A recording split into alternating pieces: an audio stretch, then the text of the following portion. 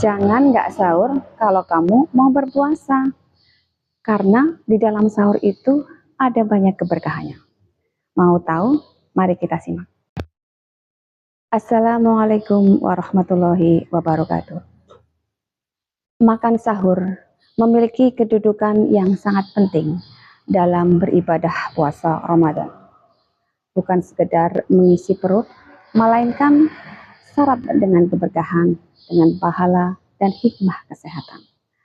Rasulullah Shallallahu Alaihi Wasallam bahkan menganjurkan untuk tidak meninggalkannya meskipun hanya dengan seteguk air. Makanlah kalian di waktu sahur sebelum kalian menunaikan puasa. Demikian penjelasan sabda Nabi Shallallahu Alaihi Wasallam. Kenapa ya Rasulullah? Maka sungguh aku tegaskan, kata Nabi, makan di waktu sahur itu mengandung keberkahan. Nah, ini rahasianya. Jadi, ada keberkahan yang didapatkan pada aktivitas makan di waktu sahur menjelang berpuasa. Umumnya, orang mendapatkan waktu ini sepertika malam terakhir. Biasanya, orang dalam keadaan sangat nyaman untuk beristirahat atau sedang enak-enaknya bobo. Sangat malas untuk bangun sahur, apalagi untuk makan. Tapi Nabi memotivasi kita untuk bangun. Makan dulu sebelum tunaikan puasa di waktu fajar. Kenapa ada keberkahan di dalamnya? Saudara, apa itu berkah? Berkah dalam bahasa Arab, barokah, artinya nikmat. Dalam Kamus Al-Munawwir tahun 1997, halaman 78, barokah adalah bertambahnya kebaikan. Ini juga ada dalam ensiklopedia Tasawuf halaman 79 menurut Imam Al-Ghazali. Bertambahnya kebaikan. Berkah itu setidaknya dipahami dengan siyadatul khair wasbil muruh, bertambahnya nilai-nilai kebaikan disertai konsistennya dalam menunaikannya. Saya ulangi lagi, bertambahnya nilai-nilai kebaikan disertai dengan konsistennya dalam menunaikannya. Jadi ternyata dalam sahur itu ada kebaikan dan kebaikan itu cenderung konsisten untuk dikerjakan. Menunaikan sunnah Nabi ini ya salah satunya adalah suksesnya makan di waktu sahur yang kita sebut dengan makan sahur itu, tak kala makanan itu dan minuman itu menjadi energi, menjadi tenaga yang disupputkan kepada bagian tubuh kita untuk meningkatkan kebaikan yang konsisten saat menjalani ibadah puasa. Nah, ini sangat dalam sekali, ya, sangat dalam sekali. Jadi ada orang boleh jadi makan minum di waktu sahur, bahkan makannya banyak, minumnya banyak, tiba kemudian waktu fajar, tapi sayangnya antara fajar sampai ke maghrib, ini ternyata makanan itu tidak terolah menjadi energi yang mendorong pelakunya berbuat baik. Ya, misalnya baca Qur'annya minimalis, sholat sunnahnya minim, sedekahnya juga minim, misalnya seperti itu. Maka ini menunjukkan dan memberikan kesan bahwa makan di waktu sahur itu hanya memberikan manfaat bagi fisiknya, tapi berkurang dari segi keberkahannya. Sebaliknya, jika makan itu benar-benar di makanan yang halal, cara mendapatkan halal atau thayyib, kualitasnya bagus, menyehatkan buat tubuh, walaupun sedikit yang dimakan, maka ciri keberhasilan sahur itu menghasilkan energi yang meningkatkan pelakunya untuk bisa bersemangat menunaikan ibadah dengan beragam kebaikan lain. Ya, dia makan disertai dengan istighfar, astagfirullahaladzim, begitu dimulai waktu puasa, yang terjadi adalah bacaan Qur'annya meningkat, zikir dia meningkat, istighfar dia meningkat, sholat dia meningkat, bekerjanya semangat. Ya. Dulu waktu pada operasi militer di zamannya Nabi Muhammad pada saat perang Badar, itu kan berlangsungnya di waktu puasa. Dan banyak sekali operasi-operasi militer dalam konteks bertahan ketika diserang oleh musuh, pada umumnya itu banyak terjadi di waktu puasa.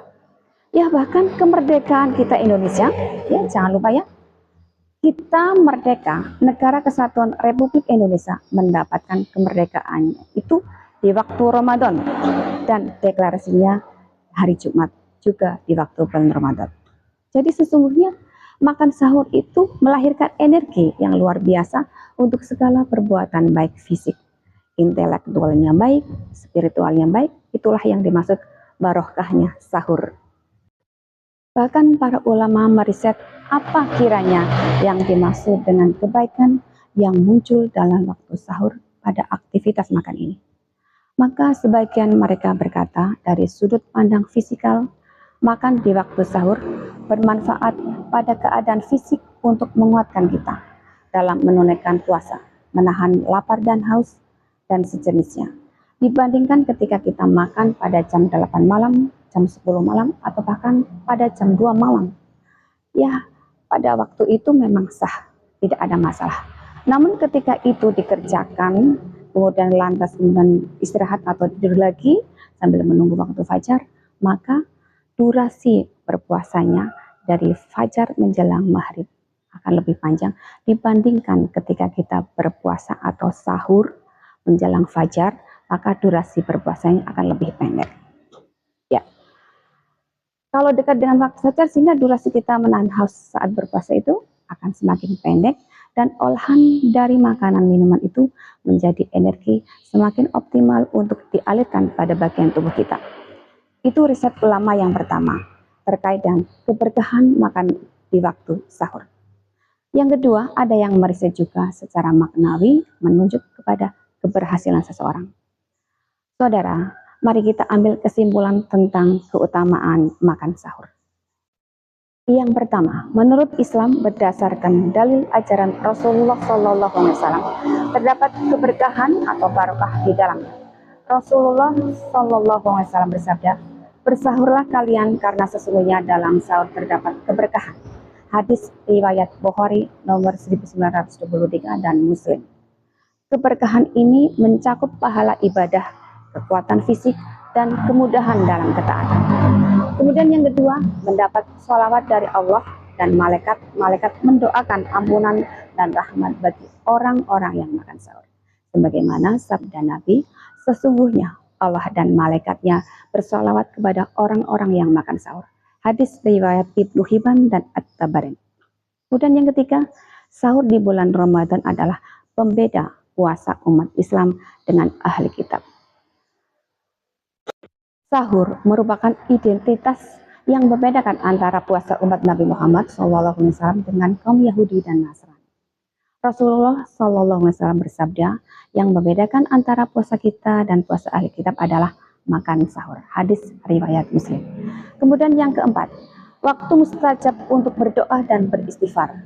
Waktu sahur, sepertiga malam terakhir, adalah waktu di mana pintu langit dibuka dan Allah turun ke langit dunia. Ini adalah waktu terbaik untuk memohon ampunan, istighfar, dan berdoa. Kemudian yang kelima, memberikan kekuatan dalam beribadah. Makan sahur membantu orang yang berpuasa agar tidak lemas, lebih kuat menjalankan aktivitas sehari-hari, serta lebih khusyuk dalam beribadah, baik sholat maupun membaca Al-Quran. Kemudian yang keenam, sunnah yang dianjurkan. Meskipun sahur itu bukan wajib, tapi sahur itu hukumnya sunnah muakkad, sangat ditekankan. Rasulullah SAW bersabda, jangan kalian meninggalkannya meskipun kalian hanya meminum dengan seteguk air. Kemudian yang ketujuh, mencegah masalah kesehatan. Dari sisi medis, sahur menjaga kadar gula darah tetap stabil, menjaga dehidrasi, serta menghindari kelesuhan dan kelesuhan ekstrim saat berpuasa. Kemudian yang kedelapan, waktu utama makan sahur. Sahur sangat dianjurkan untuk diakhirkan mendekati waktu subuh atau imsak dan tidak dilakukan secara cepat atau terburu-buru tengah malam agar waktu puasa tidak terlalu panjang dan mendapatkan keutamaan waktu sahur tersebut. Demikian saudara yang bisa saya sampaikan. Sebelumnya ada pantun buat kalian. Beli kurma di pasar lama, tak lupa membeli roti gandum. Bulan suci penuh rahmatnya, mari berpuasa dengan tersenyum. Keliling pasar membeli batu, sampai jalan kaki naik delman. Jadilah pribadi yang lebih baik, sebarkan kebaikan di bulan Ramadan. Billahi taufiq wal hidayah. Wassalamualaikum warahmatullahi wabarakatuh. Selamat menunaikan ibadah puasa.